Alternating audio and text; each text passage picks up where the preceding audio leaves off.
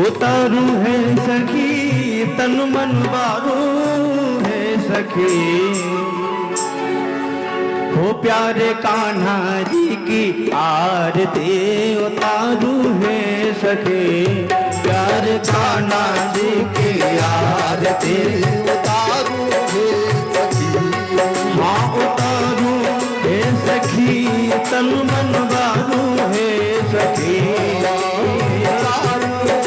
सखी तन मन बारू है सखी, हो प्यारे कान्हा जी की आरती उतारू है सखी, प्यारे कान्हा जी की आरती उतारू है सखी।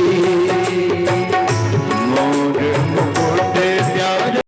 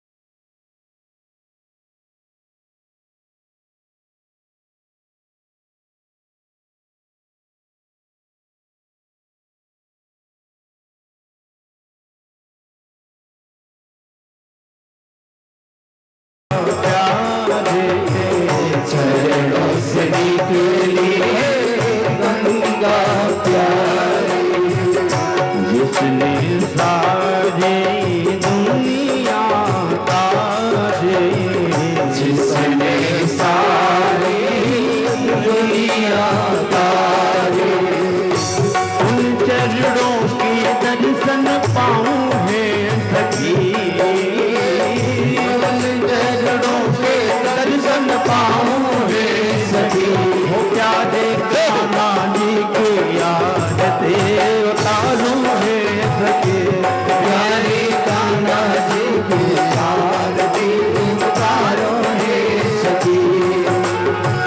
दास अनाथ की नाथ आप हो, दास अनाथ की नाथ आप हो, सुख दुख जीवन प्यारे साथ आप हो, सुख दुख जीवन प्यारे साथ आप हो। हरि चरणों में बल बल जाऊं है सखी, हरि चरणों में बल बल जाऊं है सखी, प्यारे कान्हा जी की आरती उतारू है सखी, प्यारे कान्हा जी की आरती उतारू है सखी। श्री हरिदास के प्यारे तुम हो, श्री हरिदास के प्यारे तुम हो, मेरे मोहन जीवन धन हो, मेरे मोहन जीवन धन हो, देखी उगल सब बल बल जाऊं है सखी, उगल सब बल बल जाऊं है सखी, प्यारे कान्हा जी की आरती उतारू है सखी, प्यारे कान्हा जी की आरती उतारू है सखी, उतारू है सखी तन मन बारू है सखी, सखी तन मन बारू है सखी, प्यारे कान्हा जी की याद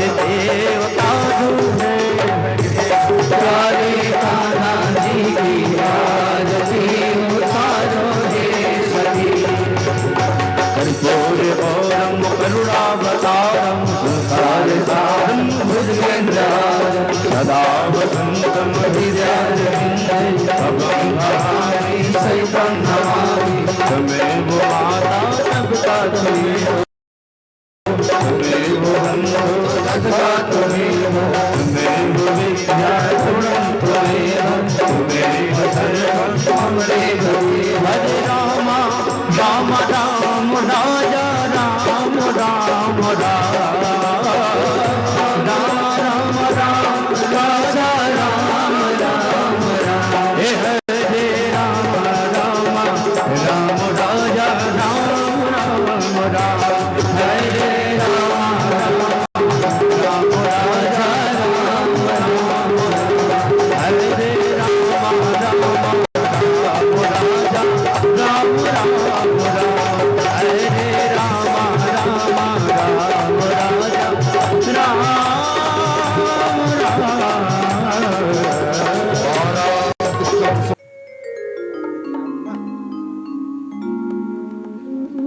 लाल को आज को आनंद को भक्त वत्सल भगवान को समस्त दानवीर हरू को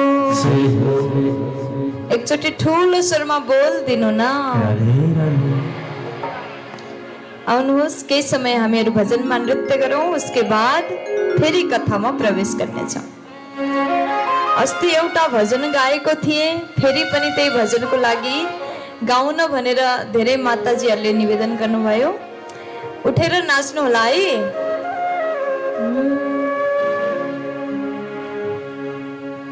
सबै तिम्रो के चढाउ भाना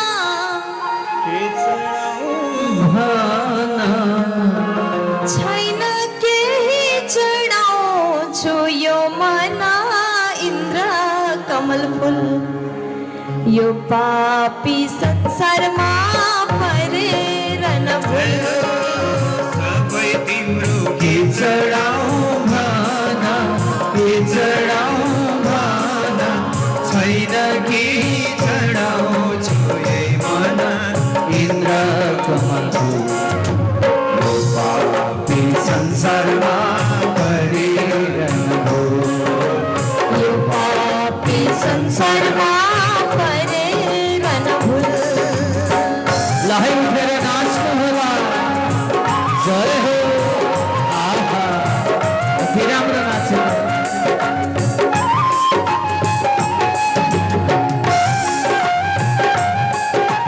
जय हो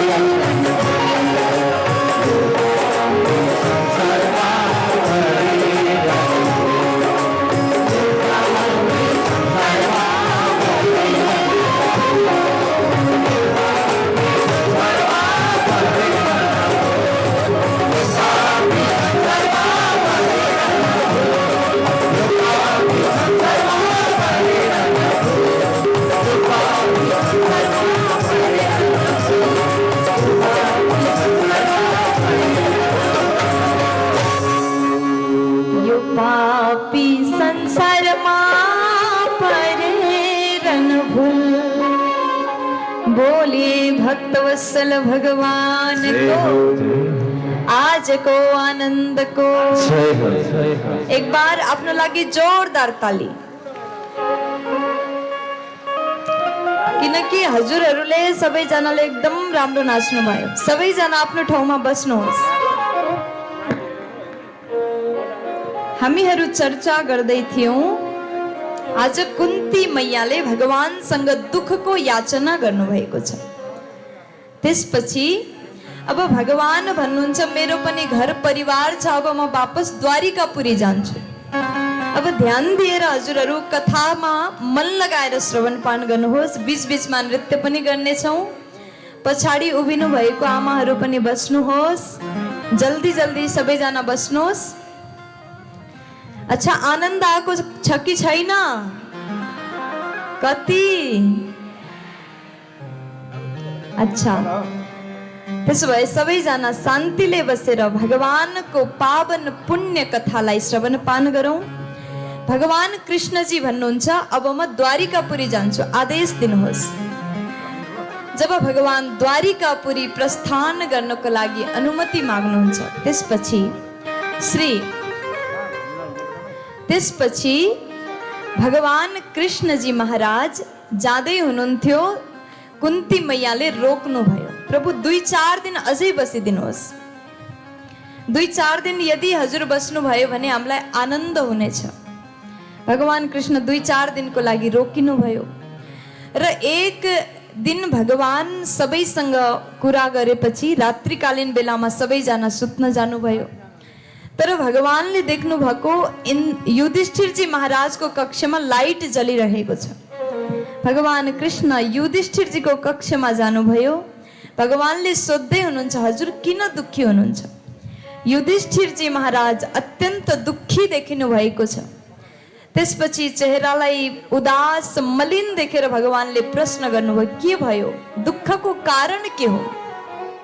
महाराज युधिष्ठिरजी भन्नुहुन्छ कि कृष्ण, यत्रो ठुलो महाभारतको युद्धमा कतिजनाको मृत्यु भयो र मलाई लाग्छ हामीले युद्ध गर्यौं र यी हातद्वारा कतिजना मरे, त्यसै कारण मलाई अत्यन्त दुःख लागिरहेको छ। म अत्यन्त दुःखमा छु। मलाई लागिरहेको छ कि मबाट ठुलो पाप भयो। भगवान सम्झाउनुहुन्छ कि महाराज यो हजुरको धर्म हो। हजुर एउटा क्षत्रिय हो र क्षत्रियको धर्म प्रजाको पालन गर्नु, युद्ध गर्नु क्षत्रियको धर्म हो। भगवानले 4वटा वर्ण बनाउनु भएको छ, ब्राह्मण, वैश्य, क्षत्रिय र शूद्र। ये 4वटा वर्ण भगवानले बनाउनु भएको छ। ब्राह्मणको काम हो पूजा पाठ गर्ने, कथा वाचन गर्ने, पुराणहरूलाई पढ्ने, वेद पढ्ने। कसको काम? ब्राह्मणको काम। वैश्यको काम हो व्यापार गर्ने, व्यापारलाई अगाडि बढाउने, देशमा व्यापारको माध्यमबाट आर्थिक स्थितिलाई मजबुत बनाउने काम व्यापारीको, वैश्यको। शूद्रको काम हो सेवा गर्ने, क्षत्रियको काम हो रक्षा गर्ने, शासन गर्ने। यो क्षत्रियको काम हो। 4वटा वर्ण र 4वटा वर्णलाई अलग अलग काम भगवानले पहिले नै दिनुभएको छ। यो नै हाम्रो कर्म हो र कर्म नै हाम्रो लागि पूजा हो। प्यार से बोलो। भगवान सम्झाउनुहुन्छ कि युधिष्ठिरजी हजुरले आफ्नो कर्म गर्नुभएको छ, किन दुःखी हुनुहुन्छ? यदि हजुरको तलवारद्वारा कसैको मृत्यु भयो भने त्यो सोचेर चिन्ता नगर्नुहोस्, किनकि हजुरले युद्ध गर्नुभएको युद्ध नै क्षत्रियको प्रमुख कर्म हो। तर पनि युधिष्ठिरजीलाई चित्त बुझेन। कहिले कहिले आफूभन्दा सानो मान्छेले सम्झाएको कुरा सही हो भने पनि हामी त्यसलाई स्वीकार गर्दैनौँ, हैन? यदि हजुरको सानो छोराले कुनै राम्रो कुरा हजुरलाई भन्यो भने हजुर त्यसलाई सुनेर पनि अनसुना गरिदिनुहुन्छ, किनकि सानो मान्छेले भनेको कुरा चित्तै बुझ्दैन। जबसम्म यो मेरो बच्चा हो भन्ने भाव आउँछ तबसम्म जति राम्रो जति ज्ञानको कुरा उसले सुनाए तापनि हजुरले त्यसलाई एक्सेप्ट गर्नु हुँदैन। यो यहाँको नियम हो महाराज। युधिष्ठिरजी भन्दा भगवान कृष्ण सानो हुनुहुन्थ्यो, त्यसै कारण कृष्णजीको उपदेशलाई युधिष्ठिरजीले बुझ्नु भएन। भगवान कृष्णले विचार गर्नुभयो अब म 5 पाण्डवलाई लिएर भीष्म पितामह जहाँ हुनुहुन्छ कुरुक्षेत्रमा त्यही नै लैजानेछु। उहाँले यदि सम्झाउनु भयो भने सबैजनालाई राम्रोसँग कुरा समझमा आउँछ। भगवान कृष्ण 5 पाण्डव कुन्ती मैया देवी द्रौपदीलाई साथ लिएर जानुभयो जहाँ महाभारतको विशाल युद्ध भएको थियो। स्थान हो कुरुक्षेत्र। आज महाभारतको युद्ध भएको 52 दिन भइसक्यो, 52 डेज भइसक्यो। 52 दिनदेखि भीष्म पितामह तीरको सैयामा सुत्नु भएको छ। शरीरमा बाण तीर रोपिएको छ। शरीरमा एउटा पनि अङ्ग अलिकति पनि जग्गा खाली छैन। सबै अङ्गमा तीर रोपिएको छ। यस्तो अवस्थामा भीष्म पितामह भगवानको प्रतीक्षा गर्दै हुनुहुन्छ। यदि अन्त्यकालमा भगवत दर्शन भइदियो भने जीवन सार्थक हुन्थ्यो। मृत्यु कालमा यदि भगवानको दर्शन पाइयो भने त्यो भन्दा सुन्दर त्यो भन्दा सफल मृत्यु अरु हुनै सक्दैन महाराज। र जुन व्यक्तिले जीवनभरि पुण्य कर्म गरेको हुन्छ, जीवनभरि भजन गरेको हुन्छ, जीवनमा सत्संग गरेको हुन्छ, जीवनमा अरूको सेवा गरेको हुन्छ, त्यो व्यक्तिको मृत्यु पनि अत्यन्त सुन्दर हुन्छ। भनिन्छ मृत्यु कालमा त्यो व्यक्तिलाई अत्यन्त कष्ट हुन्छ रे। जुन दुःखको जुन पीडाको वर्णनै गर्न सकिँदैन, त्यसको लागि शब्द नै छैन, हामीहरूले फिल नै गर्न सक्दैनौँ। जसले अनुभव गर्यो त्यसले बताउन पाएन, जसले अनुभव गर्यो त्यसले बताउन पाएन, र जो बताउन सक्छ त्योसँग अनुभव नै छैन। अनुभव गरेर व्यक्ति गए मरे। भीष्म पितामहको अन्तिम समय भगवान कृष्णजी पुग्नुभयो। पहिला त 5 पाण्डवलाई भीष्म पितामहले देख्नुभयो। त्यसपछि आज भीष्म पितामहजी अर्जुनलाई हेर्दै इसारा गर्नुहुन्छ। अर्जुन एक्लै आयो, आफ्नो सारथीलाई साथमा ल्याएनौ? आज अर्जुनजी भन्दै हुनुहुन्छ कि पितामह सारथी पनि आउँदै हुनुहुन्छ। भगवान कृष्ण पछि पाण्डव भन्दा पछाडिबाट बिस्तारै आउनुभयो। जब भीष्म पितामहले अन्तिम कालमा तीरको सैयामा सुतेका भीष्म पितामहले भगवान कृष्णलाई निहार्नुभयो। आँखाबाट आँसु बग्न थाले। अत्यन्त प्रेममा भीष्म पितामह निरन्तर कृष्णलाई निहार्दै हुनुहुन्छ। आज आफूलाई अत्यन्त सौभाग्यशाली भीष्म पितामह मान्दै हुनुहुन्छ, किनकि मैले जीवनमा यस्तो के कार्य गरेको होला, अन्तिम कालमा साक्षात भगवान कृष्णको दर्शन मैले प्राप्त गर्दैछु। र आज भीष्म पितामह विचार गर्नुहुन्छ, म भगवानलाई के चढाउँ, कसरी भगवानको पूजा गरौँ, कसरी उठेर प्रभुको स्वागत गरौँ, किनकि अब उठ्न सक्ने अवस्था नै छैन महाराज। यत्तिकैमा भगवान कृष्णले भीष्म पितामहलाई आँखाबाट नै इसारा गरिदिनु भयो। यी पाण्डवहरूलाई हजुर महिमा सुनाउनुहोस्, धर्मको बारेमा उपदेश दिनुहोस्। तत्पश्चात भीष्म पितामह बाणको तीरको सैयामा सुतेर नै 5 पाण्डवलाई उपदेश दिँदै हुनुहुन्छ। दान धर्मान राज धर्मान मोक्ष धर्मान विभागसा स्त्री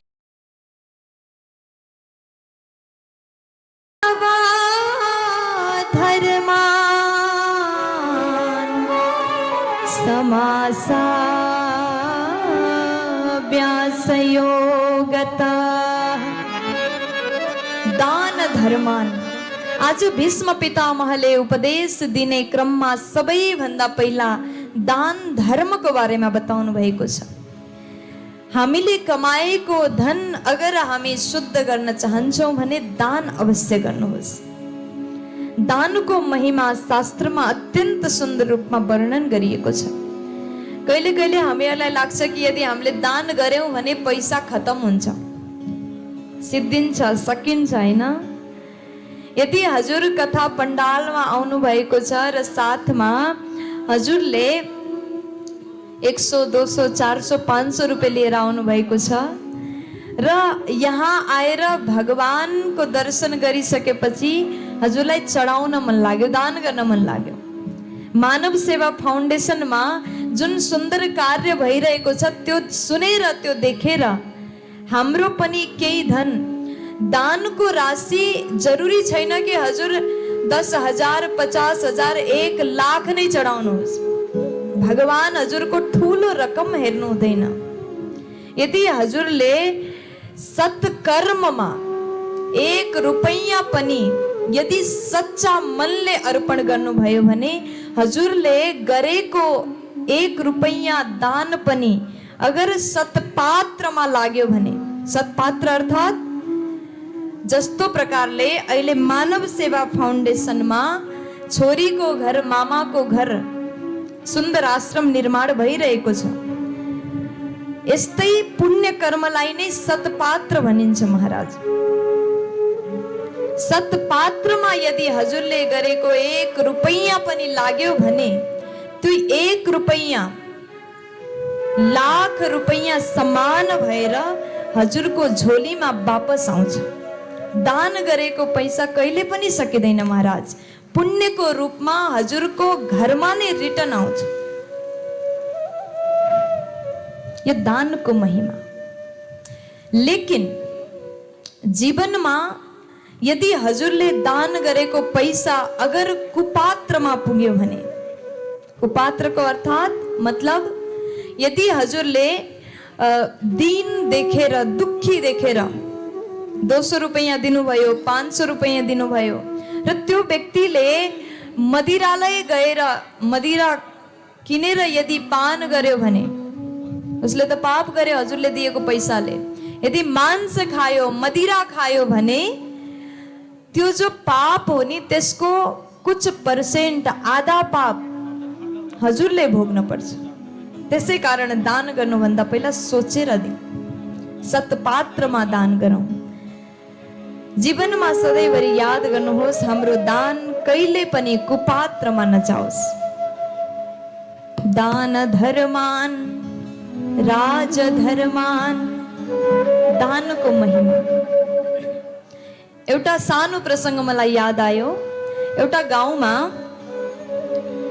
एउटा सुन्दर धार्मिक अनुष्ठान आयोजन भएछ रे र त्यो आयोजनमा कुनै पुराणको कथा वाचन गरिँदै थियो र सबैजना भक्तहरू आउनु हुँदो रहेछ र बडो आनन्दको साथमा भागवत कथा, महापुराणको कथा सुनेर घर जानु हुँदो रहेछ। र एक दिन एउटा व्यक्तिलाई ती गाउँका मान्छेहरूले रोज बोलाउँथे, डेली बोलाउँथे कथा सुन्नको लागि र त्यो व्यक्ति चाहिँ जानै मन नलाग्ने। कहीँ गयो भने कथा सुन्न पर्छ, दान गर्न पर्छ। कतिपय व्यक्तिहरू त कथामा गयो भने दान गर्नुपर्छ भनेर पनि घरैमा बस्छन्। प्यार से बोलो राधे राधे। अरे जोड से बोलो ना। कथा सुन्न जानुहोस्, कसैले पनि जबरजस्ती गराउँदैन। बोलो ना। ए मेरी आमा थोड़ा चिल्ला के बोलो ना। र त्यो व्यक्तिले विचार गरेछ, म त जाँदिन। 7 दिनको कथा भएको थियो, एक दिन पनि नजाने विचार बनायो र गाउँलेहरूले धेरै फोर्स गरे, एक दिन कथा सुन्न जाऊ। किनकि कथामा प्रवेश गरिसकेपछि कथाको पण्डालबाट सुनिएको एक शब्द पनि तिम्रो जीवनलाई बदल्न सक्ने सामर्थ्य राख्दछ। त्यो व्यक्ति गयो एक दिन र उसले विचार गर्यो कि आज चाहे जेसुकै होस् दान चाहिँ गर्ने नै हो है। दान गर्ने विचार बनाएर कथा सुन्न गएछ र भिडमा बसेको 3 घण्टा कथा चल्यो र उसले जबदेखि आयो हातमा रुपैयाँ लिएर मुट्ठी कसेर बसेको थियो। अब कथा पुरा 3 घण्टा कथा हुँदैछ, उसको ध्यान पैसामा छ।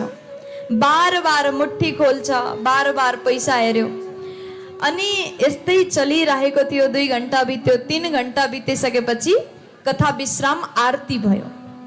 जब आरती भयो, आरती पश्चात सबैजना भागवतजीलाई प्रणाम गर्न आए।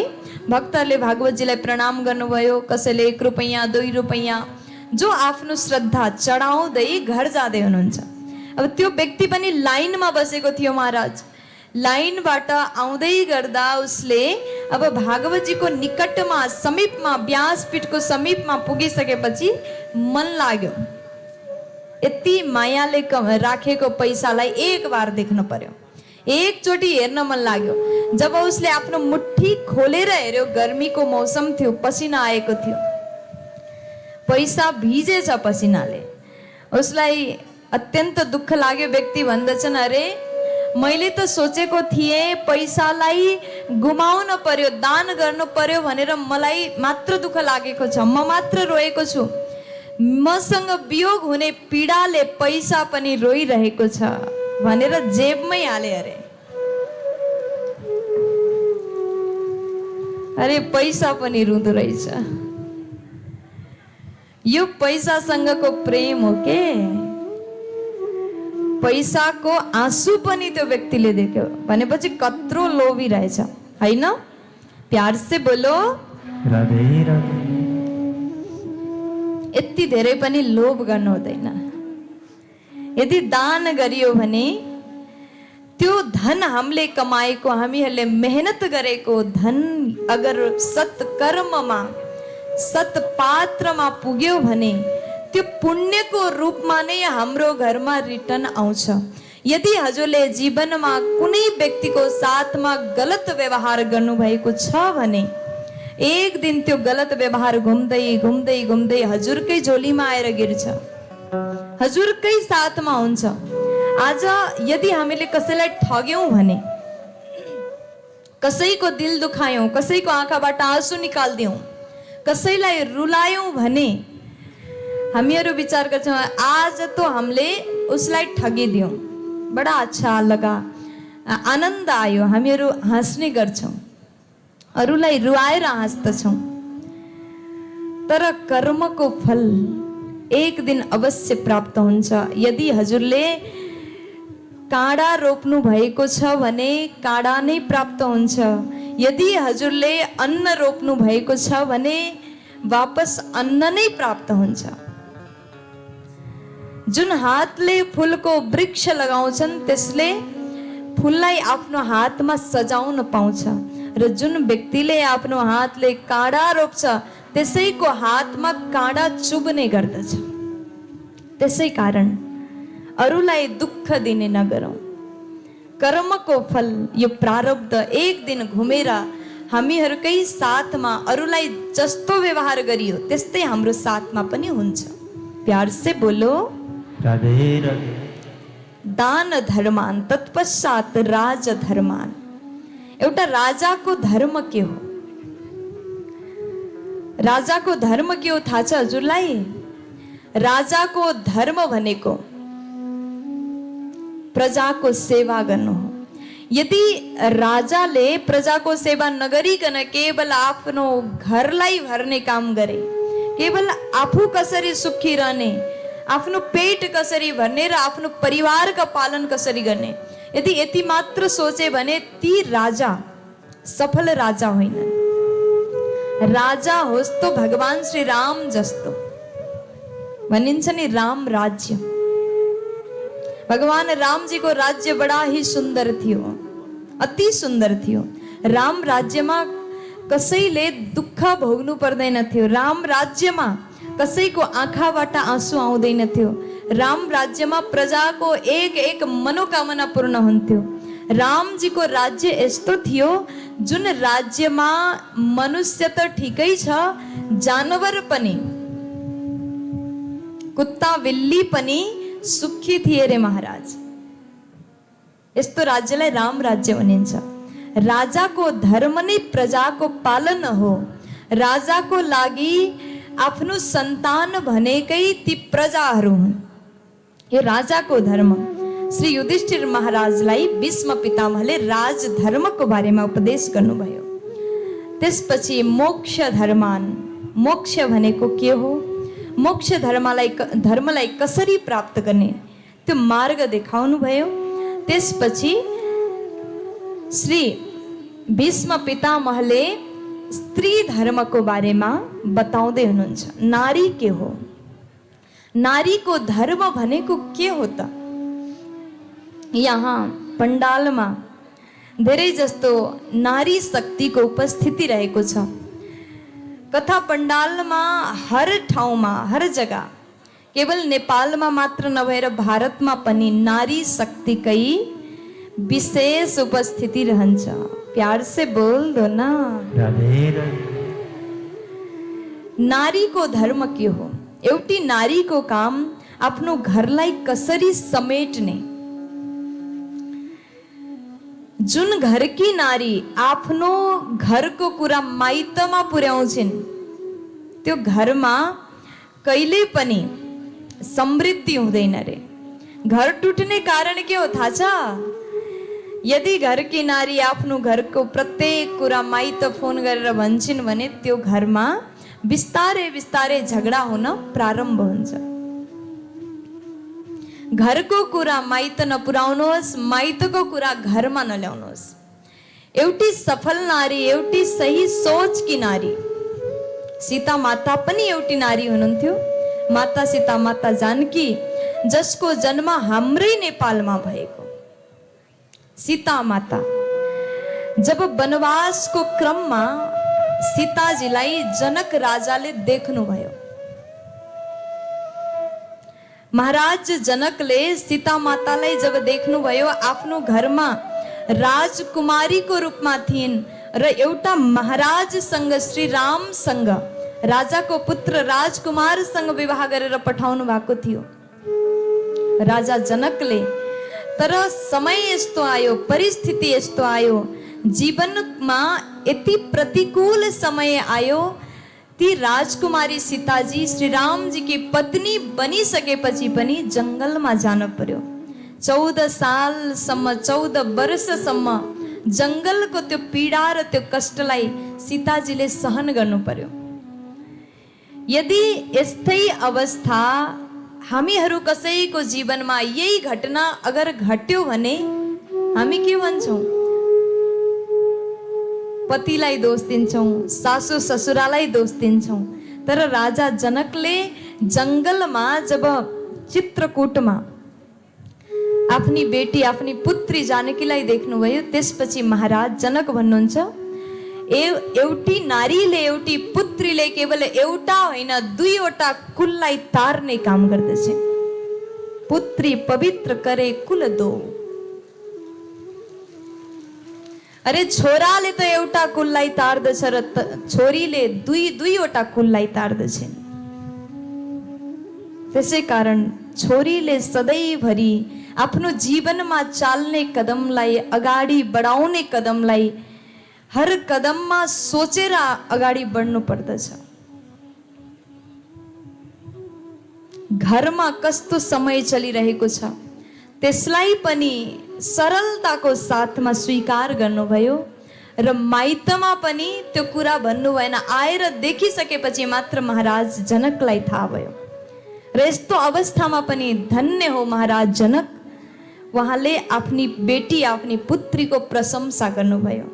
आजकलका पिताजी भएदेखि त छोरीलाई माइत ल्याउँथे होलान्, तर महाराज जनकले नारी धर्मको बारेमा राम्रोसँग थाहा छ उहाँलाई। त्यहाँ गएर आफ्नी पुत्री सीतालाई उपदेश दिएर आउनुभयो। नारी धर्म के हो? अगर यदि नारीले चाहिन् भने आफ्नो माइतको पट्टि माइतीको कुललाई र आफ्नो घरको कुललाई दुईटै कुललाई तार्दछिन्। कसरी त? आफ्नो सही आचरणले, सही व्यवहारले, सबैलाई सम्मान गर्ने व्यवहारले। कतिपय ठाउँमा मलाई आमाहरू सोध्नुहुन्छ के देवीजी घर कसरी चलाउने? यदि हजुरहरूले मेरो युट्युब च्यानलमा भिडियो हेर्नुहुन्छ भने धेरै प्रकारका भिडियोहरू भेटिन्छन्। घर चलाउने कसरी, गृहस्थलाई कसरी अगाडि बढाउने, आफ्नो गृहस्थ आश्रमलाई सरल रूपमा कसरी जिउने।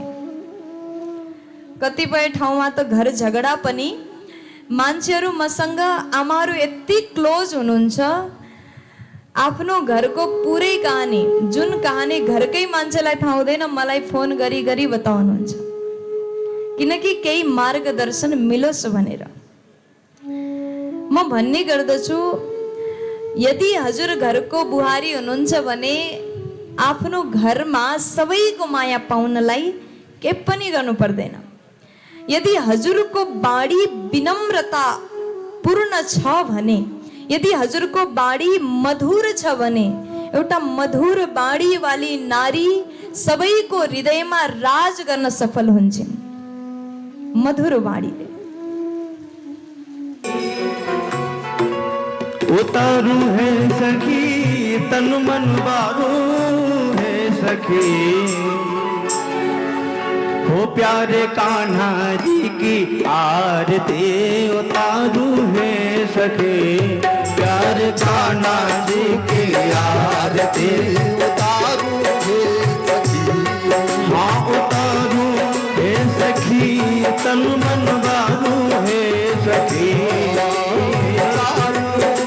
सखी तन मन बारू है सखी, हो प्यारे कान्हा जी की आरती उतारू है सखी, प्यारे कान्हा जी की आरती उतारू है सखी।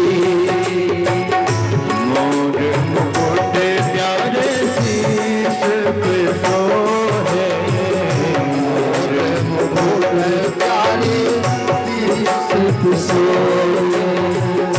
प्यारी बंसे मेरो मन मोहे, प्यारी बंसे मेरो मन मोहे, देख सभी बलहारी में सखी, देखो सभी बलहारी वो प्यारे कान्हा जी की आरती उतारू है सखी, प्यारे कान्हा जी की आरती उतारू है सखी, उतारू है सखी वो तन मन वारू है सखी,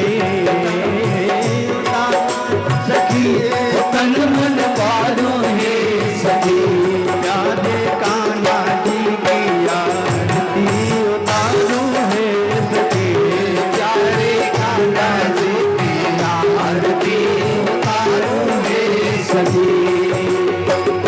शरणों से निकली है गंगा प्यारे, शरणों से निकली है गंगा प्यारे, जिसने सारी दुनिया तारे, जिसने सारी दुनिया तारे, उन चरणों की दर्शन पाऊं है सखी,